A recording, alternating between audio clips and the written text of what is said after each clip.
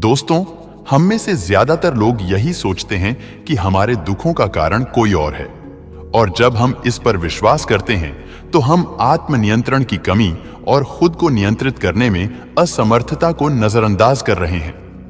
वास्तव में यह हम पर निर्भर करता है कि हम दूसरों द्वारा प्रदत्त नकारात्मकता को स्वीकार करते हैं या नहीं। यदि हम नकारात्मकता को स्वीकार करते हैं तो हम अपने पैरों पर कुल्हाड़ी मारते हैं। दोस्तों, इस एपिसोड में हम आपको कहानी के माध्यम से बताएंगे कि जब कोई आपका अपमान करे तो आपको क्या करना चाहिए।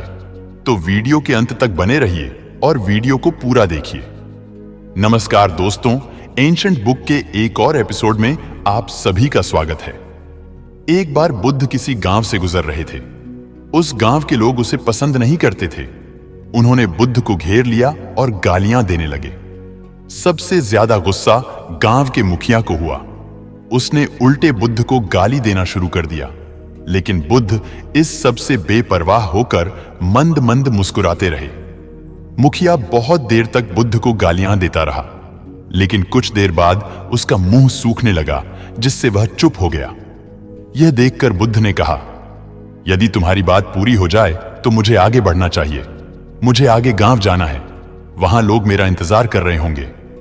यह देखकर गांव का एक आदमी बोला, हम आपका अपमान कर रहे हैं, गाली दे रहे हैं, लेकिन आप जवाब देने की बजाय मुस्कुरा रहे हैं।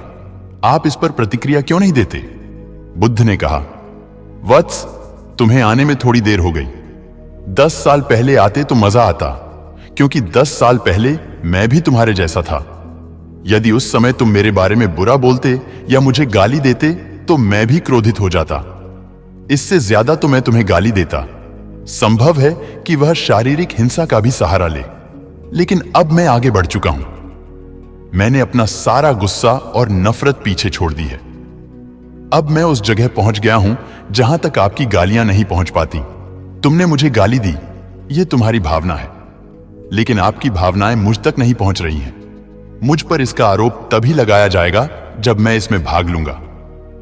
एक बार मैं उन्हें स्वीकार कर लूं, लेकिन मैं आपकी इस हरकत से तटस्थ हूं, इससे कोसों दूर हूं। यही कारण है कि मैं अभी भी पहले की तरह शांत हूं। यह सुनकर सरदार बोला, अरे ऐसा कैसे? मैंने तुम्हें गालियां दी हैं और पूरे गांव के सामने तुम्हें गालियां दी हैं। फिर इसे लेने या न लेने का क्या मतलब? बुद्ध ने कहा, वत्स, मैं कल एक गांव में गया था। वहां लोगों ने मेरा उपदेश सुना। वे बहुत खुश हुए। ग्राम प्रधान मेरे लिए मिठाइयां लेकर आए और मुझसे खाने का आग्रह करने लगे। मैंने कहा, मेरा पेट भर गया है, इसलिए मैं इसे स्वीकार नहीं कर सकता। यह सुनकर वह व्यक्ति मिठाई वापस लेकर चला गया, क्योंकि जब तक मैं कुछ न लूं, कोई मुझे कैसे दे सकता है? इसमें मेरी सहमति तो आवश्यक है ना? हां, यही तो है। एक आदमी ने बुद्ध का समर्थन किया। बुद्ध ने फिर पूछा, जब मैंने मिठाई लेने से इनकार कर दिया तो उन्होंने इसका क्या किया होगा? हो सकता है उसने अपने परिवार के बीच मिठाइयां बांटी हों।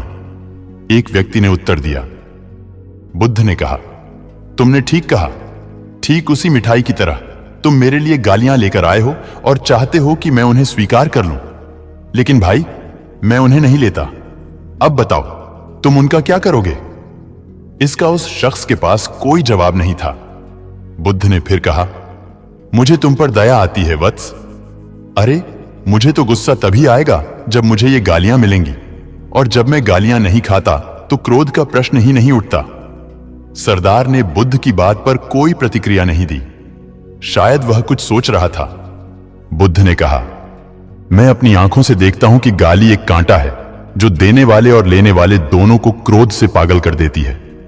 तो फिर तुम ही बताओ, मैं आंखों से भी कांटों पर कैसे चल सकता हूं? आंखें रहते हुए मैं गालियां कैसे खा सकता हूं?